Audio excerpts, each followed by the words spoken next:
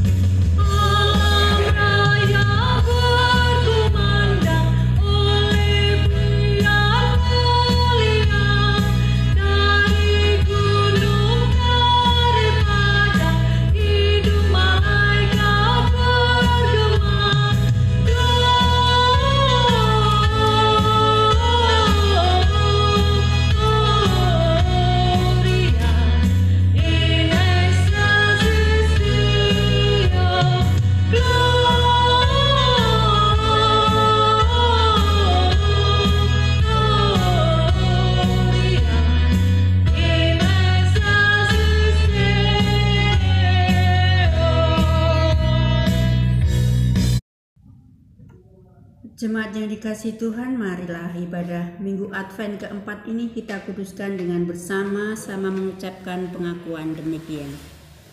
Sumber pertolongan bagi kita adalah Tuhan yang menciptakan langit dan bumi. Amin. Damai sejahtera dari Allah Bapa, Anak dan Roh Kudus menyertai saudara sekalian. Dan damai sejahteranya menyertai saudara sekalian. Amin. Jemaat yang dikasihi Tuhan, kita patut bersyukur karena pagi hari ini kita masih diberikan hari baru bagi kita serta diizinkan kita untuk bersekutu di dalam ibadah minggu ini. Dan mari kita dengarkan nas pembimbing kita yang diambil dari kitab Mazmur pasal 89 ayat 2 sampai dengan 5. Demikian bunyinya. Sebab kasih setiamu dibangun untuk selama-lamanya. Kesetiaanmu tegak seperti langit. Engkau telah berkata, telah kuikat perjanjian dengan orang pilihanku. Aku telah bersumpah kepada Daud hambaku. Untuk selama-lamanya aku hendak menegakkan anak cucumu dan membangun tahtamu turun-temurun. Sebab itu langit bersyukur karena keajaiban-keajaibanmu, ya Tuhan, bahkan karena kesetiaanmu di antara jemaat-jemaat orang-orang kudus. Demikianlah sabda pembimbing bagi kita untuk pagi hari ini. Mari kita mendengarkan sabda pembimbing dengan menyanyikan Kidung Jemaat nomor 93.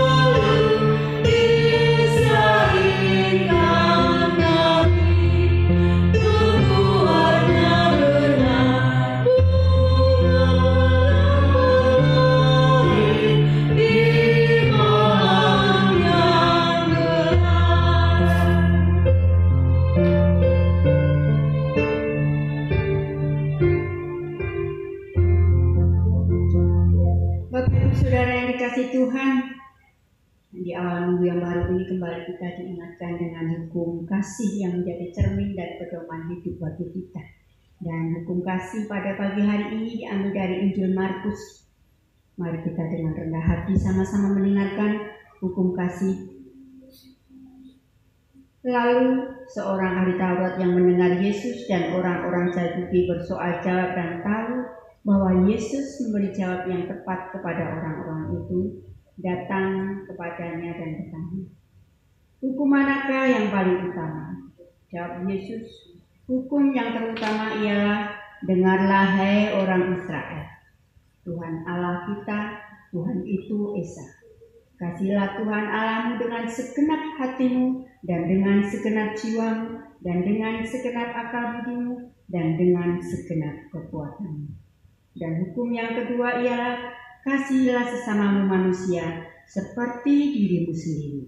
Tidak ada hukum yang lain yang lebih utama daripada kedua hukum ini. Demikianlah hukum Tuhan bagi kita untuk pagi hari ini. Mari kita menyesali dosa kita dan mohon pengampunannya dengan menyanyikan Kidung Jemaat nomor 100.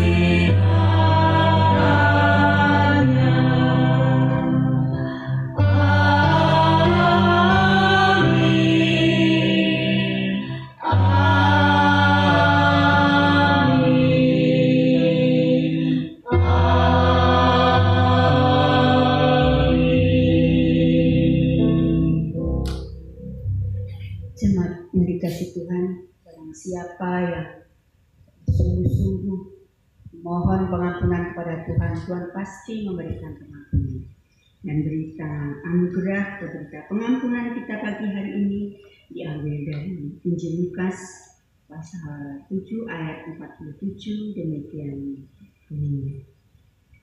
Sebab itu aku berkata kepadamu, dosanya yang banyak itu telah kuampuni, sebab ia telah banyak berbuat kasih. Tetapi orang yang sedikit diampuni, sedikit juga ia berbuat kasih.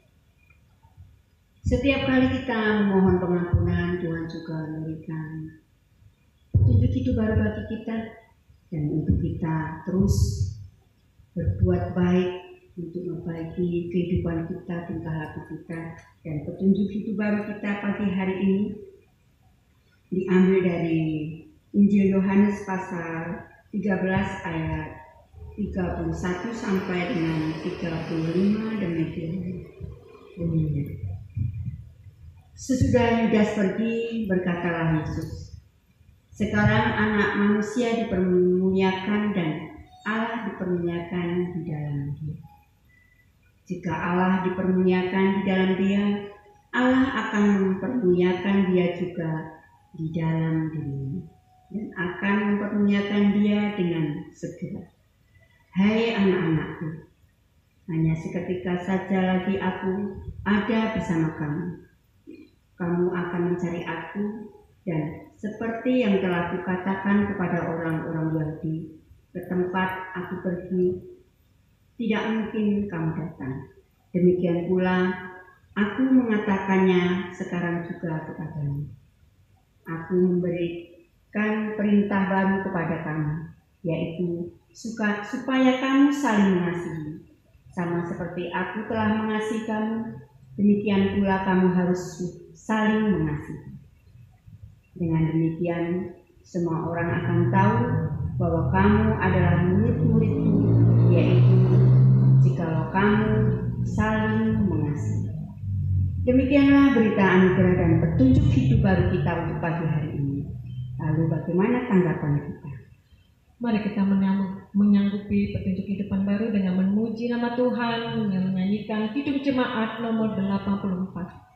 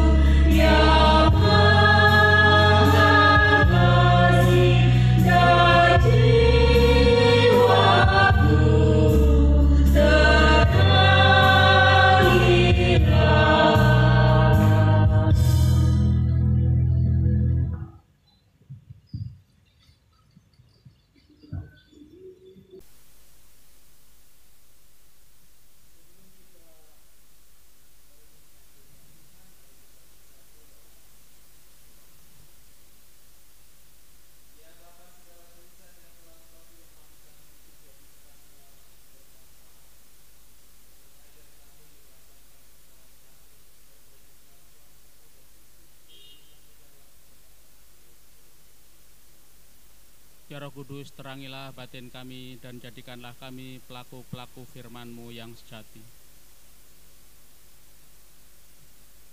Amin.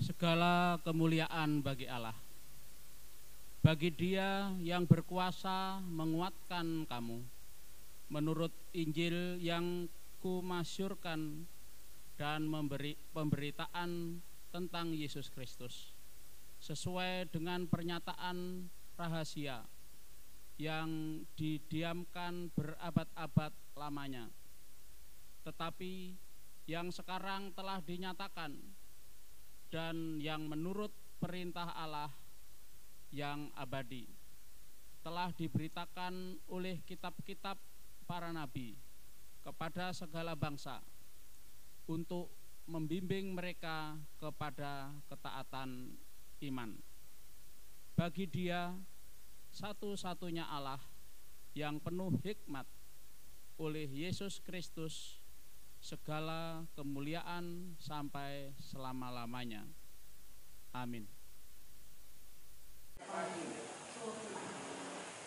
Ya, firman Tuhan pada minggu keempat Advent yang keempat ini adalah dari Injil Roma 16 ayat 25 sampai 27. Tadi telah dibacakan. Nah, sekarang kita akan melihat bagaimana kita menyambut pernyataan rahasia Allah. Ada beberapa hal yang terkandung ketika kita bicara tentang pernyataan rahasia Allah berkaitan dengan Injil. Yang pertama, kita akan lihat di ayat 25a. Di dalam Injil terkandung bahwa makna Allah menguatkan.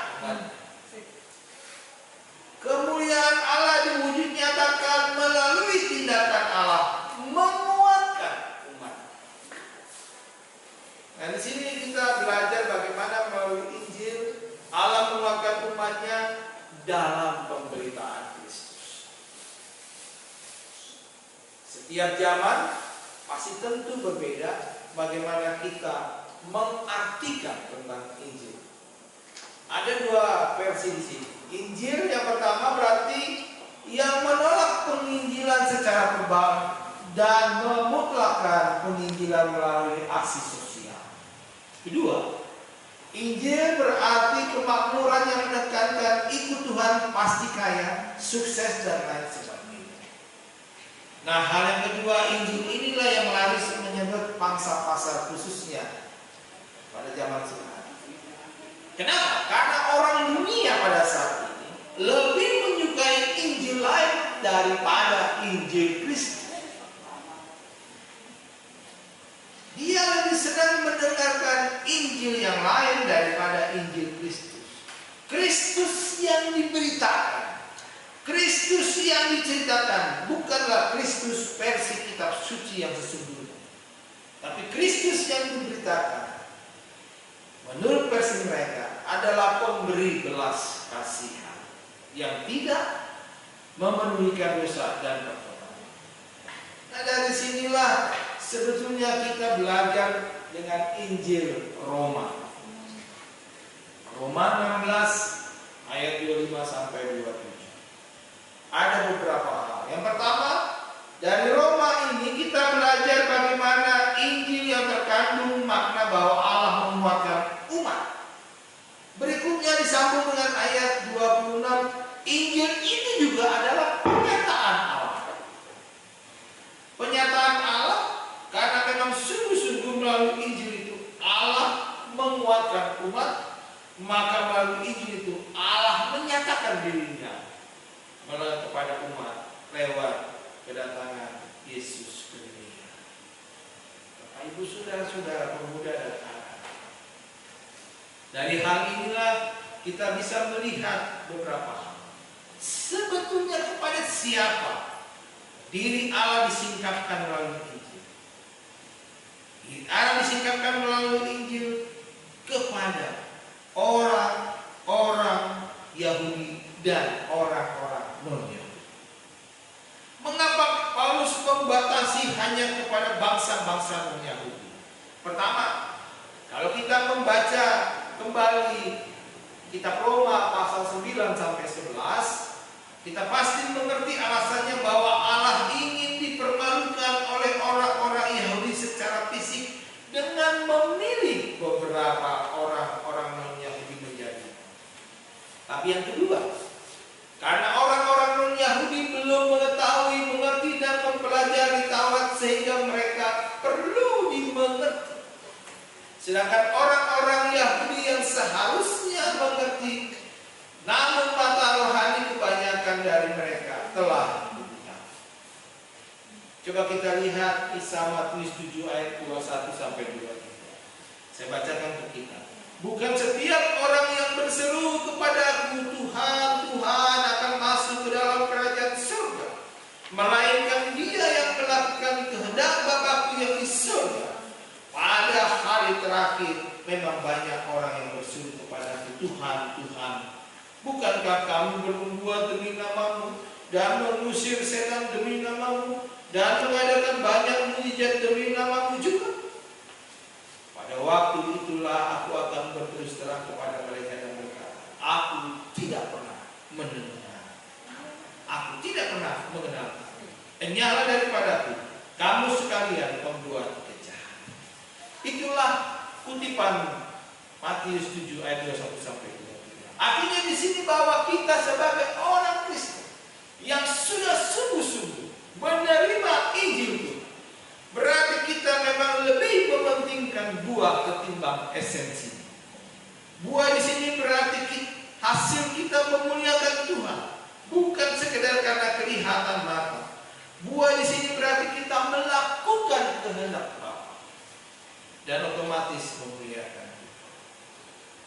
Pertanyaan berikutnya bagi kita semua, anak-anak, pemuda dan kita semua, apa tujuan Allah datang ke dunia menyatakan dirinya melalui Yesus Kristus dalam rupa manusia? Paulus menjawab ayat 26, untuk memimpin mereka kepada ketaatan iman. Di sini disebutkan ketaatan iman, bukan masalah iman, meskipun keduanya saling terkait satu dengan lain. Paulus mempertajam, menyarankan masalah ketaatan dan bukan hanya karena iman. Karena Paulus percaya bahwa semua bangsa pasti memiliki iman kepada Allah. Maka ia perlu menegaskan kembali tentang iman kepada Allah. Sekarang bagaimana dengan kita? Di masa Advent yang keempat yang terakhir ini, seringkali kita mengaminkan semua firman Tuhan. Tetapi benarkah kita menaatinya? Mengaminkan boleh saja, amin. Mari kita percaya, amin. Tapi menaati yang perlu sekali. Tidak cukup hanya mengaminkan firman Tuhan, tapi kita perlu menaati firman Tuhan. Yang ketiga, di dalam Injil nama Allah senantiasa dipermuliakan. Itu ayat 27 kita lihat. Nama Allah dipermuliakan senantiasa selama-lamanya.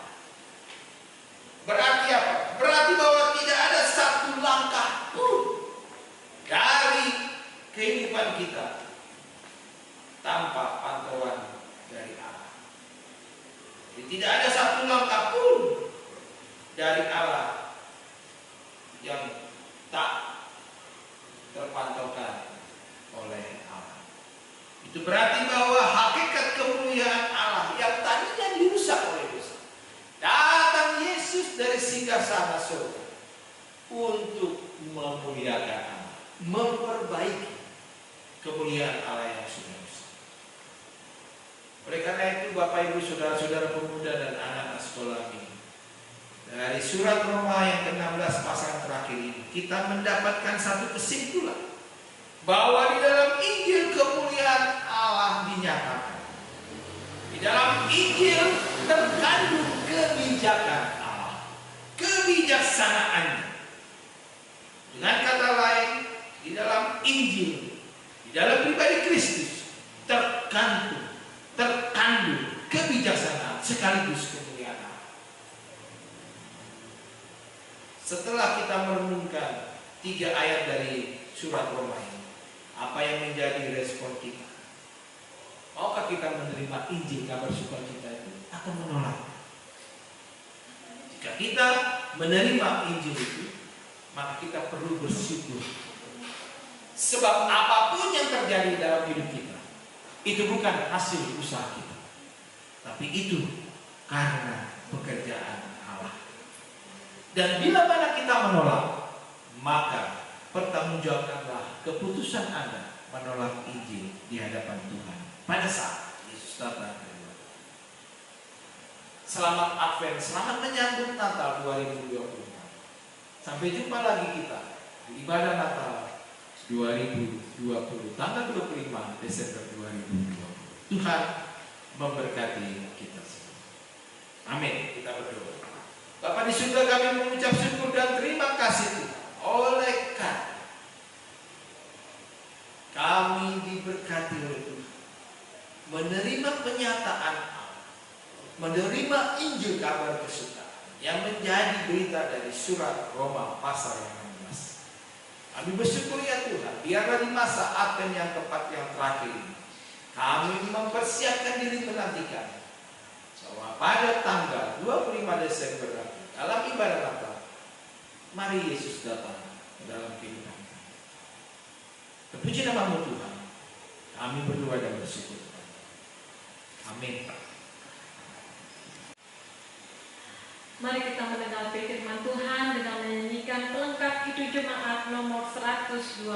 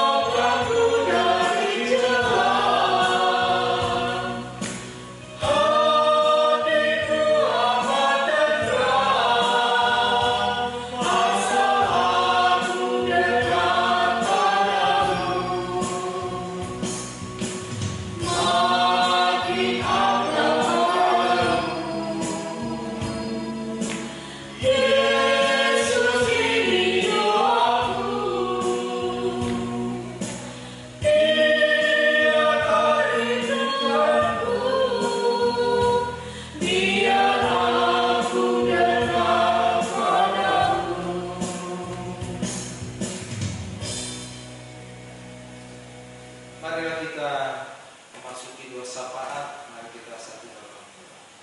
Bapa di surga, kami mengucap syukur pada minggu Advent yang keempat terakhir ini. Karena kami diberi hidup dan napas yang Tuhan anugerahkan buat kami pada hari ini.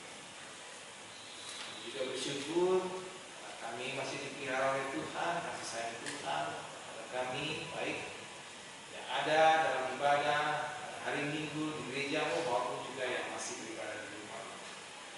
Bila pun ada di antara kami jemaat, saudara kami yang dalam keadaan sakit, Tuhan pulihkan sakit penyakit kami derita Tuhan, supaya kami bisa semangat melihat Injil Tuhan, kabar baik itu ada di tengah-tengah kita. Kami juga berdoa untuk jemaat yang sudah lansia. Mereka ada keterbatasan usia, membuat mobilisasi untuk datang beribadah pun juga terbatas ya. Berkatilah kehidupan mereka. Berkatilah bila mereka harus melakukan rawat kontrol jalan ataupun pengobatan lainnya Tuhan, agar supaya kesehatan mereka semakin dipulihkan. Cinta kasih dari keluarga, sanak saudara yang ikut dalam satu rumah, keluarga, orang tua kami, saudara usia menambah kesembuhan dan pemulihan sukacita untuk mereka masing-masing. Kami juga berdoa ya Tuhan untuk pergumulan jemaat Tuhan, baik yang bergumul karena iman, ekonomi rumah tangga, baik yang sudah memperoleh pekerjaan maupun yang belum mendapatkan pekerjaan, baik mereka yang rindu mendapatkan pasangan atau teman sepadan sepenolongnya Tuhan, namun belum memberikan, maupun juga jemaat-Mu yang rindu diberikan keturunan oleh karena sudah bertanda beberapa tahun namun belum diberikan apa di surga. Berkatilah setiap pergumulan kami. Kami yakin dan percaya Tuhan adalah penyataan dari Allah. Yesus Kristus yang datang ke dunia yang kami rayakan di masa-masa Advent, termasuk Advent yang tepat itu, adalah Yesus Kristus yang Immanuel beserta firman. Biarlah seluruh pergumulan hidup kami boleh dapat menjadi sukacita ketika kami bisa melewati dan mendapatkan solusi. Demikian juga untuk program-program gereja itu. Dalam memasuki ibadah Natal nanti, akan melakukan aksi berbagi kasih dengan seluruh jemaat ataupun juga lingkungan kami bagi mereka yang berkekurangan dan membutuhkan. Berkatilah aksi Natal kami dengan membagikan berkat untuk mereka Tuhan, dan biarlah nama Tuhan yang dimuliakan. Demikian juga untuk panitia pembangunan yang sudah terbentuk. Demikian juga untuk beberapa jemaat yang sudah ikut memberikan berkat Tuhan. Berkatilah sukacita kami Tuhan. Berkat yang Tuhan berikan buat kami, panitia pembangunan, supaya kami bisa memaksimalkan untuk renovasi beberapa gereja dan tidak mengalami kekurangan dana. Bapak di surga, kami juga mau berdoa untuk seluruh bangsa dan negara. Bapak Presiden dan Wakil Presiden seluruh jajaran menteri Tuhan diberikan kesehatan, kebijakan, hikmat betul ketika mereka harus mengambil keputusan untuk bisa menyuarakan kebenaran dan keadilan. Terima kasih Tuhan, di berbagai daerah sudah terjadi pengumuman pemenang pimpinan-pimpinan daerah. Biarlah mereka semua dipilih Tuhan untuk bisa berkontribusi untuk mengisi kemerdekaan dan memajukan bangsa dan negara kami. Teruslah Tuhan berkarya di tengah bangsa dan negara kami. Kami percaya bahwa Tuhan masih menghadirkan para pemimpin kami yang jujur, adil, dan bijaksana. Kami juga mau berdoa ya Tuhan untuk sepekan mendatang bagi jemaat kami yang berulang tahun kehidupan, ulang tahun pernikahan. Berkatilah mereka supaya bertambah berkat-Mu dan sukacita-Mu, supaya mereka boleh mengenal bahwa penambahan umur adalah menjadi cara Tuhan untuk bisa kami lebih berikat lagi kepada-Mu. Inilah seluruh rangkaian sahabat kami. Kami alaskan hanya di dalam nama anak Tuhan Yesus Kristus Juru Selamat kami. Kami telah berdoa dan berseru kepada. Amin. Mari kita memberikan persembahan syukur kita. Namun persembahan saya bacakan terlebih dahulu dari surat Kolose 3 ayat 16 sampai 17. Demikian bunyinya. Hendaklah perkataan Kristus diam dengan segala kekayaannya di antara kamu, sehingga kamu dengan segala hikmat mengajar dan menegur seorang akan yang lain, dan sambil menyanyikan mazmur dan puji-pujian dan nyanyian rohani, kamu mengucap syukur kepada Allah di dalam hati. Dan segala sesuatu yang kamu lakukan dengan perkataan atau perbuatan, lakukanlah semuanya itu dalam nama Tuhan Yesus, sambil mengucap syukur oleh Dia kepada Allah Bapa kita. Mari kita mengumpulkan persembahan dengan menyanyikan Kidung Jemaat nomor 85.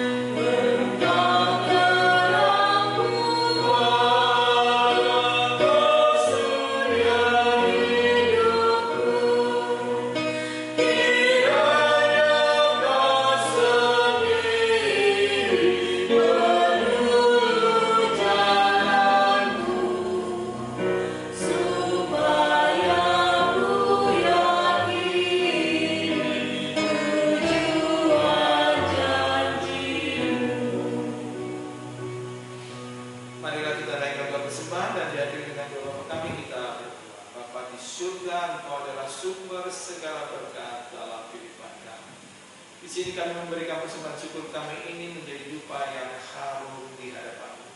Pakai dan terimalah ya Tuhan persembahan syukur kami ini menjadi kejayaan kerajaan Tuhan, khususnya bagi pelayanan GKSD Palembang. Bukalah mata hati pikiran kami untuk mengenal betapa besar berkat Tuhan ada di tengah kehidupan kami. Kami sambut berkat Tuhan dalam nama Yesus Kristus, sumber segala berkat yang telah mengajarkan kepada kami. Doa Bapa. Bapa kami yang di surga, dikuduskanlah namamu. Dalam kerajaan-Mu jadilah kehendak-Mu di bumi seperti di surga.